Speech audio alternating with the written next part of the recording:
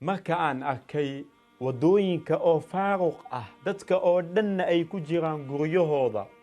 cabsi ay ka cabsanayaan inay ku dhacdo corona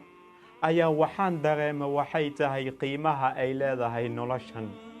waxaan dareema waxay tahay qiimaha ay leedahay caafimaadka iyo nicmadooyinka Ilaahay subhanahu wa ta'ala uu isiiyay aanan ugu mahadcelinin waxaan dareema waxay tahay qiimaha ay leedahay xornimada ina banaanka aad iska socotid adigoo waxba aadan ka baqaynin waxaan bartay waxay tahay inaan ahay ibn aadam daciif u baahan rabbigiisa azza wa jal waxaan bartay waxay tahay inaan ku dadaalo nadaafada iyo tahaarada iyo gacmahayga mar walba inaan dhaqo inaan ku dhaqmo aayada Ilaahay uu leeyahay inna allaha yuhibbu at-tawwabina